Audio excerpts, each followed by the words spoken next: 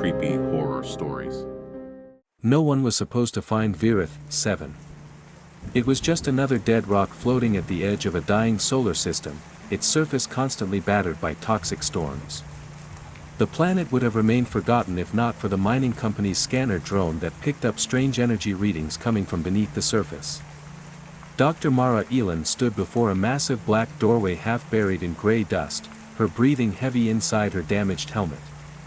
As the expedition's lead scientist, she should have waited for backup after losing contact with her team 3 days ago. But curiosity had always been her weakness. Atlas, how's my oxygen level? She asked her wrist computer. Oxygen at 74%. Warning, your helmet has small cracks. Recommend immediate return to ship. Mara ignored the warning. The rest of her team had disappeared beyond this doorway, and she needed answers. She switched on her flashlight and stepped through.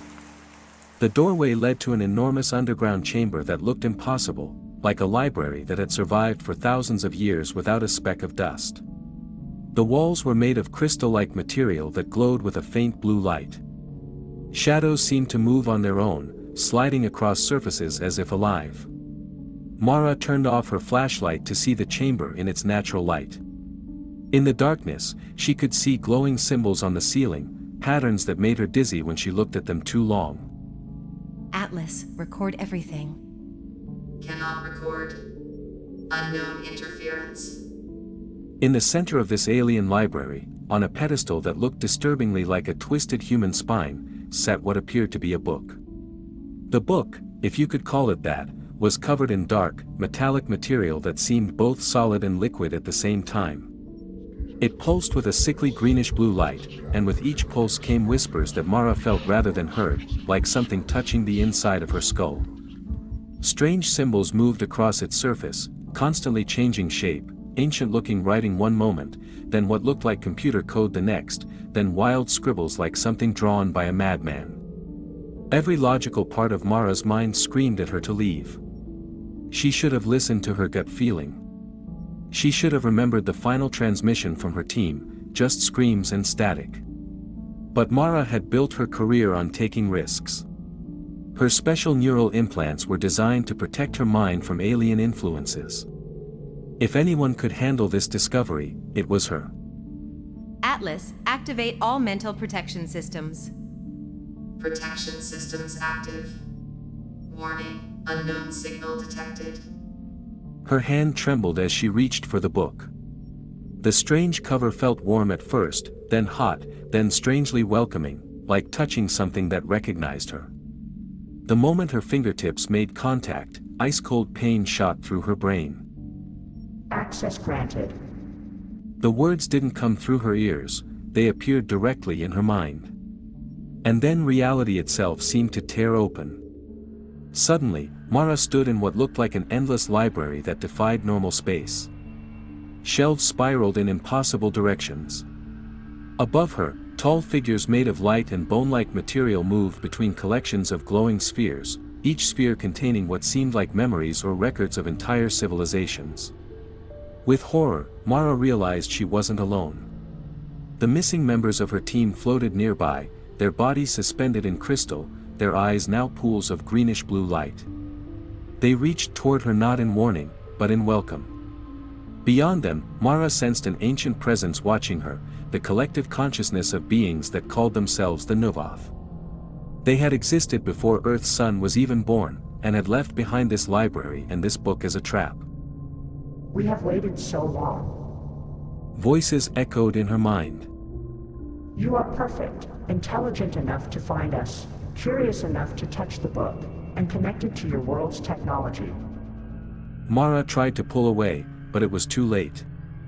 In seconds, her mind was flooded with alien knowledge, strange science, and ancient secrets.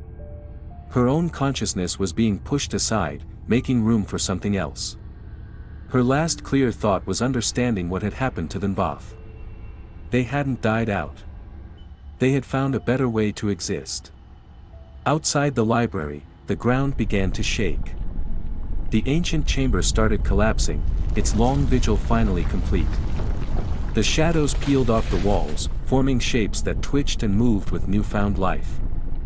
But Mara's body walked calmly through the chaos.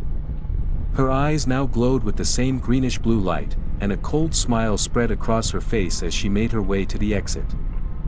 I bring the light of the Nuvoth. Her voice was strange, like many voices speaking at once.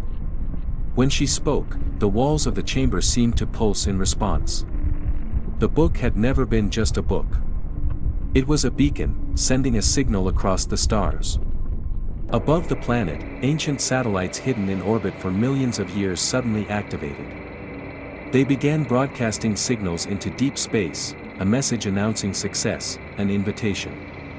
In her ship's pilot seat, Mara's body sat motionless except for her fingers, which danced across the controls with inhuman precision.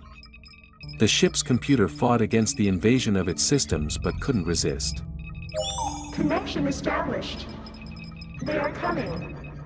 On the ship's screen, the stars seemed to bend and warp. Something was responding to the ancient call. Somewhere in the depths of space, something enormous and ancient had awakened.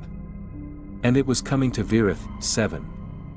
3 weeks later, the research ship Cassiopeia picked up a distress signal from Mara's vessel. They found it drifting in orbit around Virith 7, seemingly abandoned. The rescue team found only one survivor, Dr. Mara Elin, unconscious in the medical bay. She appears to be in some kind of coma. The doctor told the captain. But her brain activity is off the charts. And there's something strange growing along her optic nerves, some kind of greenish-blue fibers. Should we wake her up? Asked the captain. Behind her closed eyelids, Mara's eyes moved rapidly.